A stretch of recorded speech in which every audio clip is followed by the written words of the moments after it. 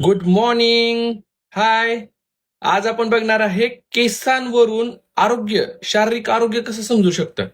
आता स्त्री असू नाही तर पुरुष असू, याच्यामध्ये सगळ्यात महत्वाची जी गोष्ट आहे ती आपल्याला जाणून घ्यायची आहे, समजून घ्यायची आहे की लक्षणं केसांच्या आरोग्यावरून आपलं आरोग्य काय असतं, ह्या गोष्टी आपल्याला समजून घ्यायचं आहे. समजा जर केसामध्ये जास्त कोंडा असेल, त्याला झिंकची कमी असते. त्याच्यानंतर पातळ केस असतील तर त्याच्या शरीरामध्ये आयर्नची कमी असते. आणि पांढरे केस जसं बघा माझे होत चाललेले आहेत, तर त्याच्यामध्ये व्हिटॅमिन डी आणि B12 ची कमतरता असते. त्याच्यानंतर सगळ्यात महत्वाचं म्हणजे बघा, काही जणांमध्ये लवकर केस तुटतात. नुसतं हात जरी केसामध्ये घातला तरी 10-12 केस तुटून येतात, गळतात थोडक्यात, किंवा काय म्हणतो की आपण तुटतात. तर हे जर असेल तर प्रोटीनची कमतरता असते, कारण मजबूती ही प्रोटीनमध्ये असते. आणि त्याचबरोबर ओमेगा 3 ची सुद्धा आपल्या शरीराला गरज असते. त्याच्यानंतर अचानक केस गळतात.